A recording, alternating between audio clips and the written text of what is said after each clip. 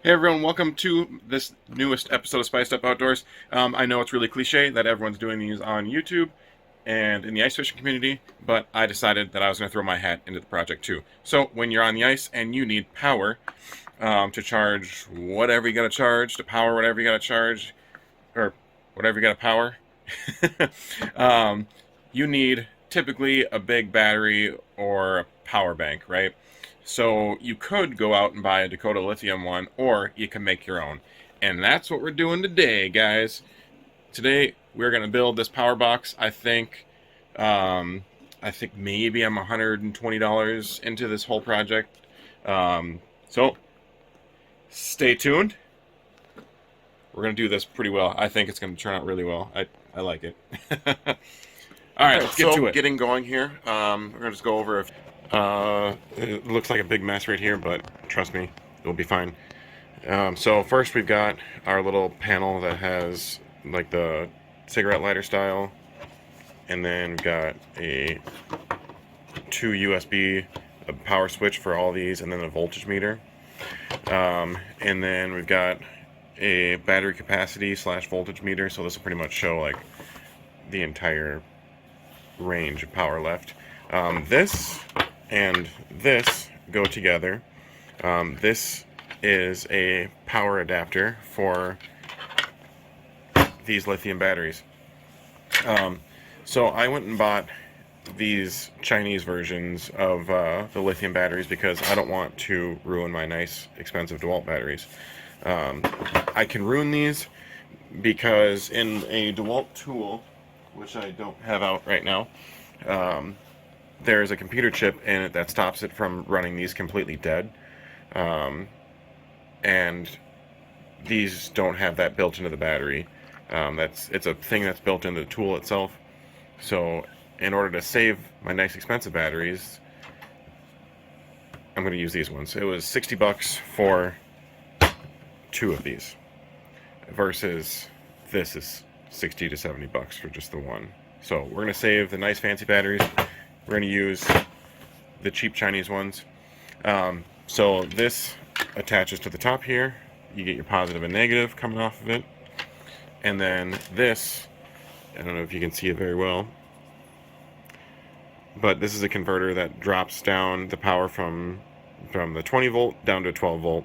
So then I can power this, and what this is an SAE connector that's going to go on the end here, and this is going to power what will be my hub lighting that I'll be working on here soon. Then I've got all the push switches here, a fuse panel that I've already started to do the daisy chains and everything like that. I don't know, these are the only size fuses I had at the time, but when I'm all ready and ready to use this, it'll all be 5 amp fuses.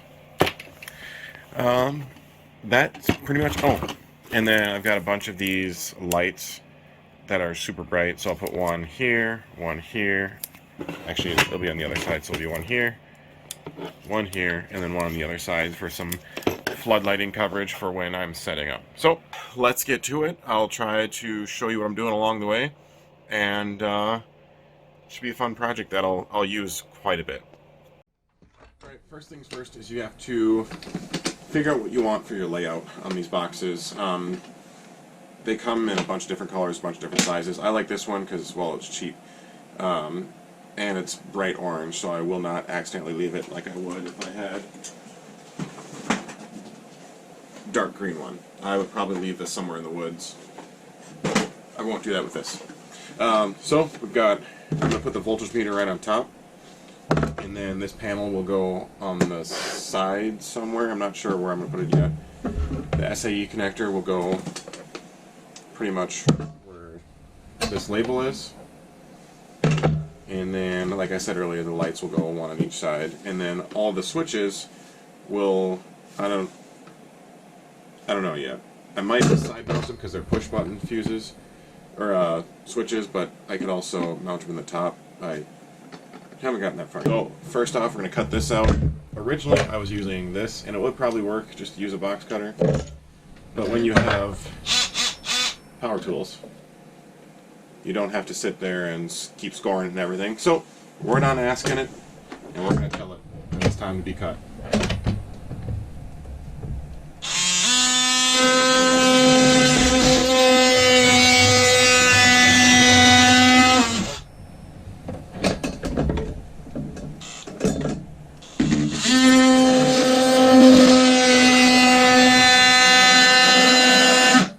Also my favorite tool ever. These oscillating tools can be used for anything.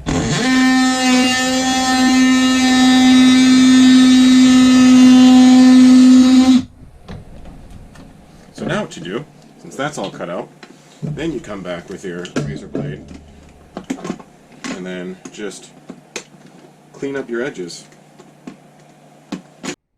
Okay, so we got that mounted in there, and you can kind of, I took the lid off it, by the way, if you can't tell. So what you can see here is what it'll look like if I just directly connect this. So you'll see it displays, if it stays in, it displays the voltage, which these batteries aren't quite charged. And if I wanted to flip it over, that's what I'd keep it at, is the percentage gauge, because we've got the voltage gauge over on this one. I don't need the voltage showing up top. Okay, everyone, so I've got it going pretty well here, so keep it on pace pretty well. I decided to ditch this little plate here that it came with, because, so the plate with the USB and the voltage meter and the, where the heck did it go? The 12 volt. The fourth one was just a switch. I don't know where it went, because I'm pretty sure I just kind of gave it, oh, yep, I did throw it on the ground. So it's just a little face plate with a switch, and I got plenty of switches. In fact, I've got better switches here. These ones will light up. So we're going to go with these instead, and then what I'm going to do for the lighting switches is I'm going to put a power switch right in front here on the top for the surround lighting, a different switch right here for these three, the 12 volt plug, the power switch, and then the USB plug, and that should also turn on this as well, unless I wired this separately. I haven't made up my mind on that yet. And then I think I'll put a second switch either somewhere on this face here, like underneath the latch for the SAE plug, or I'll do it on top. I'm trying not to cut too many of these fins away, the support fins on top. So far what I'm running into is, so I bought the cheapest ammo box that they had on Amazon. Maybe I should have spent a little bit more money, but it has cracked on me right, I don't know if you guys can see that too well, there's a little crack just beneath the SAE plug. Not too bad, because I'm going to put silicone on the backing of all this, so it'll catch water and keep it out anyway, but I wish it wouldn't be as flimsy when I'm trying to push the lights in, and then all the different fittings and faces. So I guess you'll learn the hard way, even, but you'll learn. So I'm gonna get back to doing this. I'm gonna punch these out, put all of these in, and then I think I'll catch you guys when I start putting the guts inside of this thing, because I don't think you guys want to see me drilling holes and crap like that. So, see you in a little bit.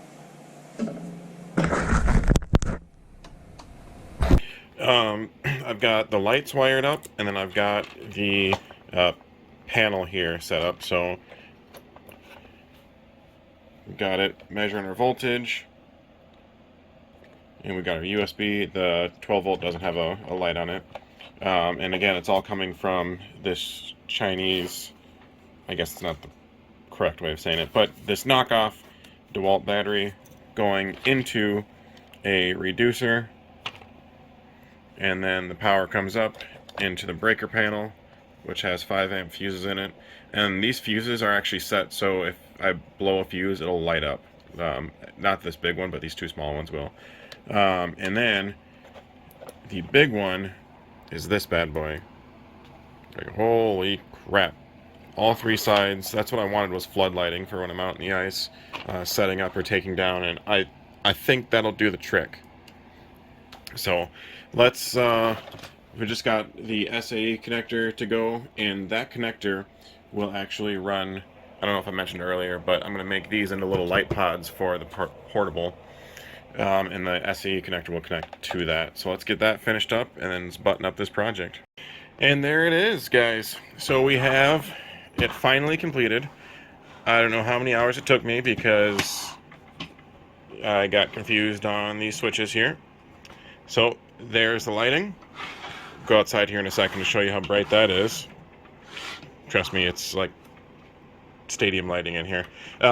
Next up, we have our voltage meter, which you can't really see. There we go. So this will just show me the battery percentage, so I don't have to open it up every time. And then we've got our charge port and everything like that, 12 volt. And then moving to this side, there is the switch for the SAE port. So that's it, guys. Yeah, you know what? Let's go outside. All right, guys. So we're outside right now. You can see a little blue light from the box there. Switch on the top one so you can get more of a view. What it looks like at night. And then, bam! Holy crap! Let's see how much lighting comes off of that. That's insane. From a little knockoff Chinese DeWalt battery. That's ridiculous. But in a good way. It'll be really nice to have this lighting here when it comes to picking up and setting up. That's pretty awesome. Alright guys, thanks for watching Spiced Up Outdoors. I think it turned out pretty well. How about you? Comment below what you guys think about it. Next episode will be a quick one, and it's going to be what we're going to use these SAE plugs for, which is on the back side here. You know, I'll spoil the surprise. So we're going to churn this into hub lighting. I was going to go 3 of them, but seeing how bright those lights are, we're going to do 1 per each hub because I've got a double hub. Oh, like I said earlier, smash the subscribe button. Thanks for watching. Thanks for joining me. We'll see you next time on Spiced Up Outdoors.